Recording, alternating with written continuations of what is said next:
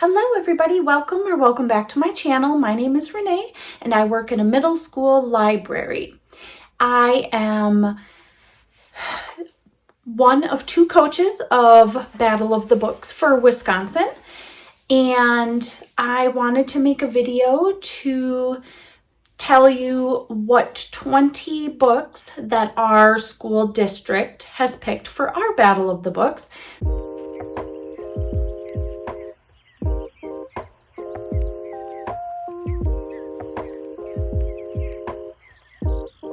So I thought I'd come in, and there's 20 of them, so I'm really not going to talk about the books. I'm just going to give you the title and the author, and then I'll insert an image either here or here of what the cover looks like.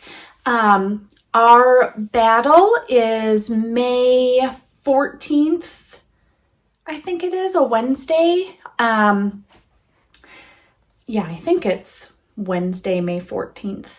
Anyways, we're getting close and we've had some great practices. A couple of things that we do to practice with our students is at the start of the school year, we just practice remembering titles and authors. So we do a lot of work with titles and authors. We do different games. We play memory games. We print out titles on one sheet, we print out authors on another, and we have them on two different tables and we match them up into teams. And the first group to get the title and author correct will win points that round. We have also done Heads Up 7 Up for titles and authors, and we do a lot of Kahoots, Quizlets, quizzes, Gimkits, Blookits. We do a lot of games like that. We also have done a lot of where they have to match up the two. So we create a game where they have to match the title and author and see who can match it up the quickest. And then we do that up until about Christmas time. And then we really start pushing hard on book facts, and we give all of our students a little composition notebook to take notes as they're reading, and we keep track of what books each student has read, so they can, everybody that comes into the library can see it. It's on my circulation desk. I do that to hopefully boost their numbers that they've read. If they know other people can see how many books they've read or haven't read, hopefully that kicks them into gear to get some books read. Once we start practicing book facts, we kind of do a lot of different techniques for the book facts. We do print out and cut, because we play these games. We've done Jeopardy. We've done, this year we did a Family Feud, and we're planning to put together a Wheel of Fortune style game. We've done Heads Up 7 Up. We've done the typical, okay, we're gonna study just like what you're gonna be quizzed at Battle of the Book. So we'll break them up in teams and they get the 20 seconds to answer. So what happens is the person at the battle will say, in which book, and then give a detail, and your team has 20 seconds to answer the title of the book and the author to get full credit. If you answer one or the other, you get partial credits, and you have to hit so many credits to move on to the second round and third round, so and so forth. So we try to do whatever we can to plug in those book facts.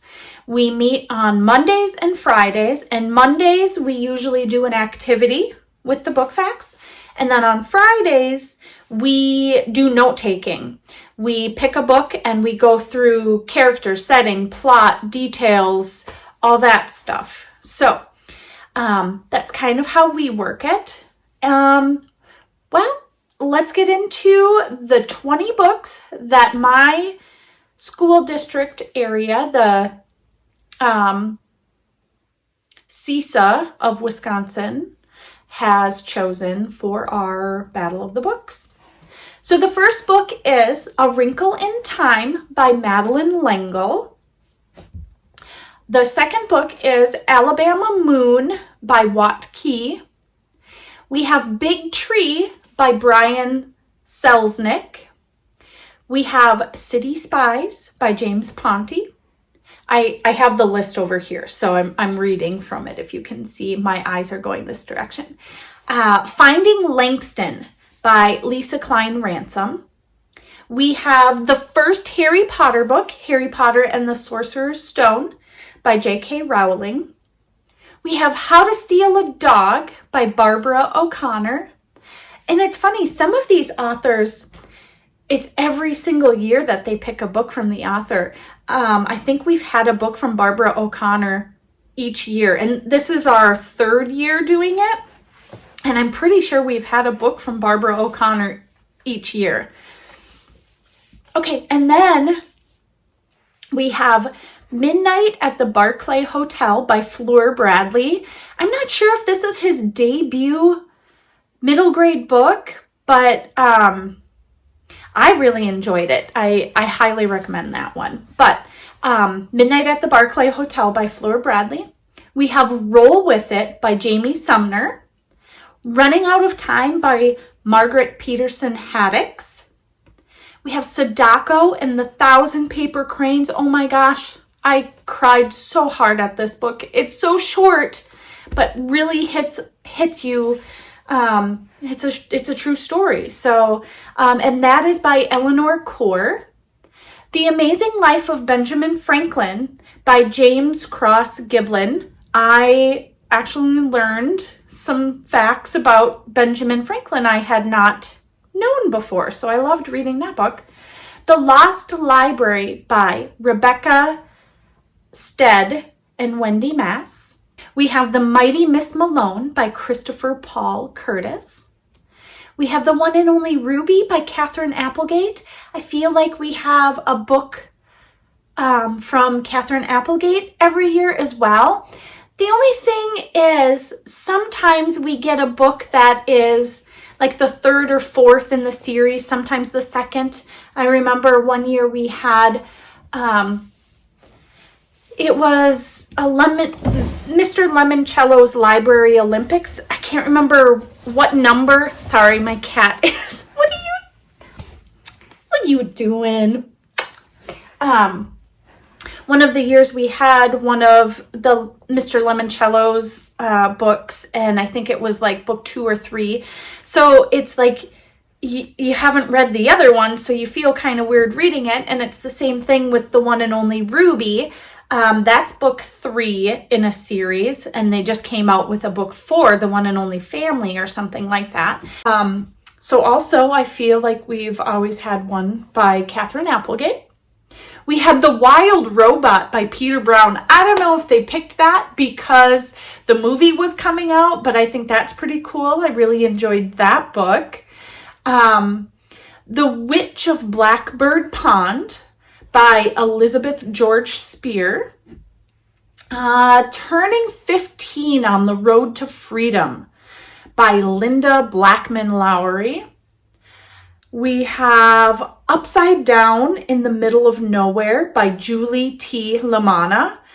I had never heard of this book before, and it's kind of funny because at the end of our school year last year, a coworker from a different building sent me this book. She read the book, really liked it, and she wanted to send it over to me to put in my library. Well, and then it turns out it was a Battle of the Books book this year. So that was perfect. And I really enjoyed that. Also, breaks your heart. There was a lot of books on this list this year that really made me cry as I was reading them. And I wish I would have had a heads up because a couple of them I was at work just crying.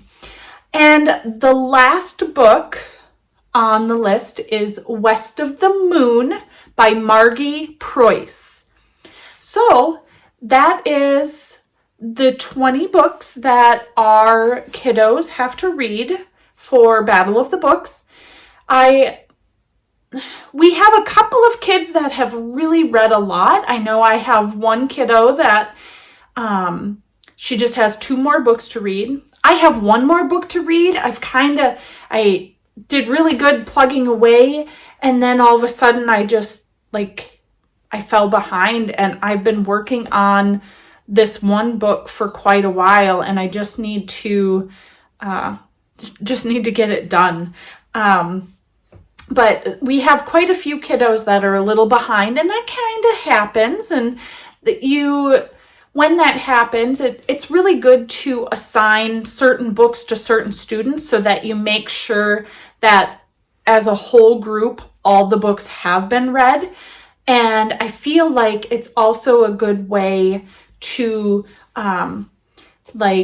get the information to the students that you know are not going to get the book read, is spreading out who reads what, and then we take notes, or we have them do a little talk about what they read.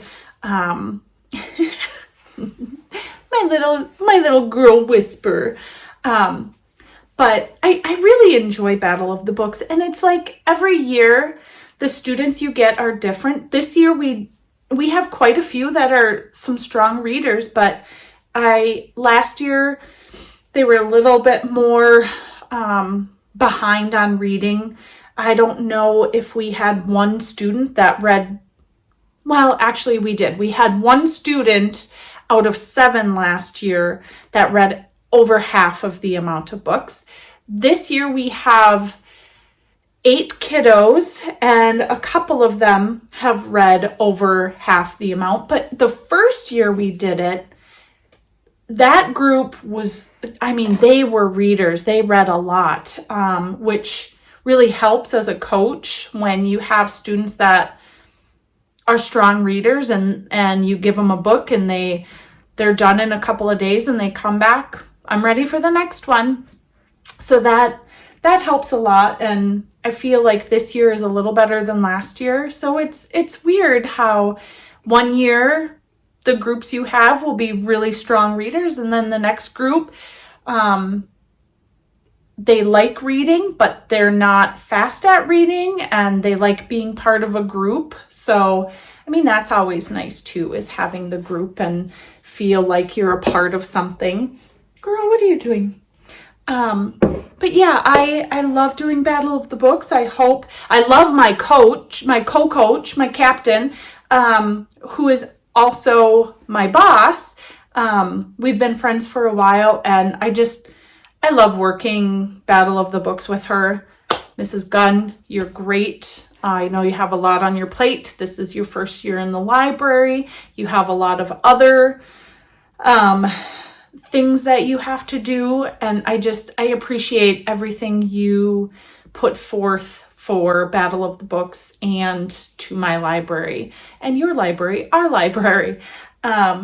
So yeah, I plan to do a follow-up video to show you or talk to you about the results, how the battle that day goes, and explain how that day works. But I just really wanted to get a video made of what books our district is reading for our Wisconsin Battle of the Books. So I hope you enjoyed this. I'm sorry I didn't talk about each book, but with 20 books, that would make a very long video to edit and to upload. I don't know who would want to sit through that long of a YouTube video. So thank you for watching.